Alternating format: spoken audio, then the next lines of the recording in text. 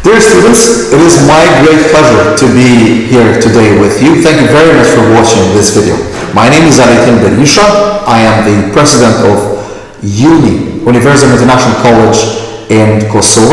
I'm also a lecturer there. It's really a great honor to be here in Toruń today, and I look forward to also meeting you in person.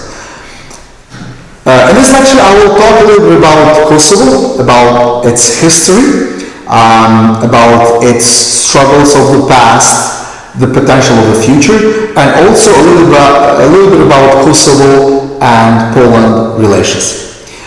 Some of you might have heard, but some of you maybe not. Kosovo is the youngest country in Europe who declared independence on the 17th of February 2008. So it's very young, it's just 15 years old as a country, but with thousands of years of history dating back in before the Christ, basically. We have some monuments in Kosovo that are around 4,000 years old. Kosovo is populated mostly by ethnic Albanians with around 93%. But it's a multi-ethnic country, so we also have minorities living in Kosovo, including Serbian, including Bosniak, Turkish, Roma, and also other smaller minority. One interesting fact that you would want to know about Kosovo is that Kosovo is in the middle of the Western Balkans. It's a landlocked country, bordered with Serbia in the north, with Montenegro in the west, Albania in the southwest and the south, and Macedonia in the southeast. So it's, I think, one of the few landlocked countries in Southeast Europe, with a territory of around 11,000 square kilometers in total, 1.8 million people living in the country, but with a very big diaspora. It has been one of the very few countries that has experienced growth even during the recent recession globally, and we expect the growth to be at the region of 7% during this year. Kosovo has been fortunate to have the first woman president in Southeast Europe. Our first woman president, Madame Atifete Yayaga, and also our current president is a woman, Dr. Vjosa, which is, we're very proud. We're very proud of that. So we're very proud to have had the first woman president in Southeast Europe.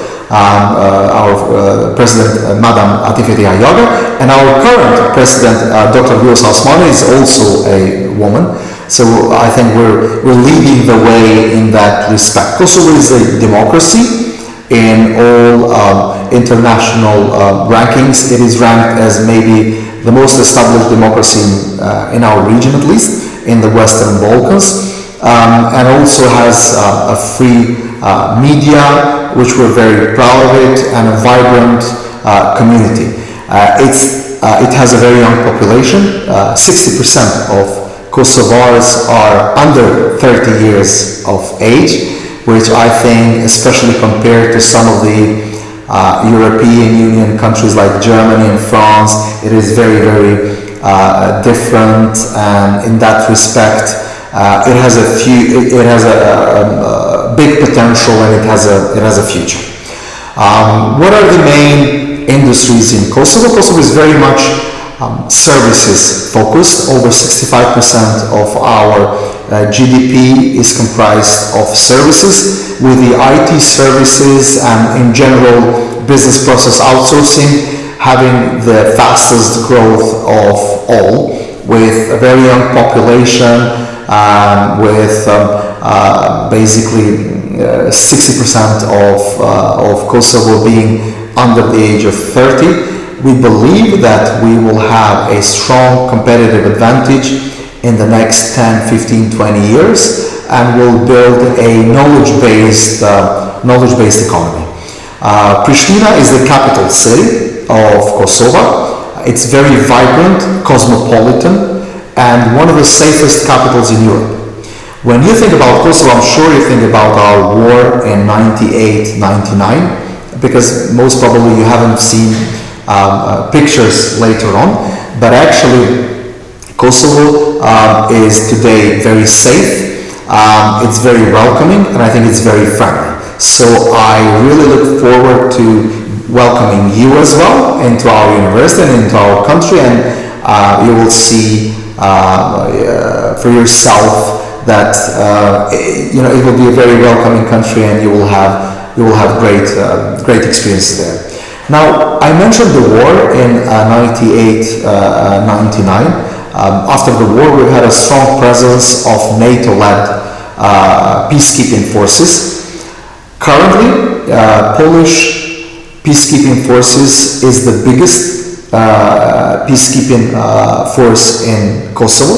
So we have a lot of Polish soldiers helping Kosovo keep the peace, protecting it from foreign adversaries, as well as really helping to rebuild the life after the devastating conflict and war that we've had in 98, 99. So we're very grateful to Polish people, we're grateful to Polish soldiers for improving our lives and keeping us safe for the last 24 years already.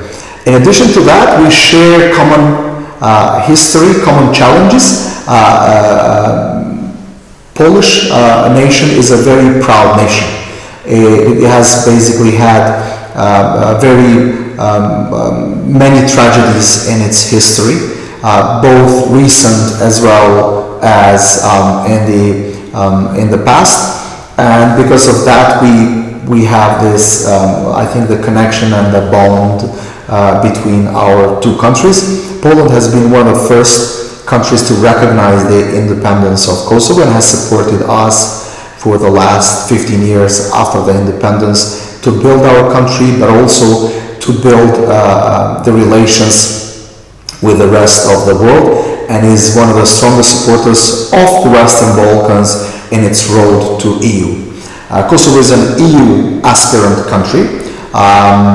It's the most pro-EU in the region, even to some extent could be considered as one of the most pro-EU countries in the whole of European Union. In the recent polls, we always have 89 to 93% of Kosovars who favor accession into the European Union. So we basically have a very strong desire to join the Union, and I think people feel very strongly about it, and we feel that our culture, our values align very much with those of the other countries in the European Union. If you come to Kosovo, what would you expect? I think you would expect great hospitality, would expect delicious food and beautiful mountains. So if you're an outdoor person that wants to basically hike or track and visit the countryside, I think this is a place for you. We have some high peaks at around 2,700 meters above the sea, beautiful scenery that you would really enjoy. And we have, I think, a lot of tourists, especially in the last several years, coming to Kosovo, mostly for outdoor tourism. So we also have very strong ethno-tourism. So when you go to these mountains, you will find little guest houses that will provide you, in a way, shelter, basic shelter to sleep, and wonderful, tasty, to some extent, organic food grown in their own vicinity with cattle that is all grass-fed. So I think you will you will really enjoy that part. And also you will enjoy the dynamism of people. You will see a lot of young people. Sometimes you will get shocked how many people you will see in the street, and almost all of them young people, friendly, most of them very well English speaking, so you won't get lost, and you would always have someone helping you around. Also, Kosovo is a good, I would say, whether stopover or as a starting point to visit the rest of the Balkans. From Kosovo you can visit 7 important cities or capitals in less than 4 hours drive. So you have Tirana in Albania in around 3 hours, you have Belgrade 3.5 hours, you have Podgorica 3.5 hours, you have Thessaloniki in 3.5 hours, which is not the capital of Greece, but it's the second biggest city and one of the most important historical as well as economical cities of our region. And you have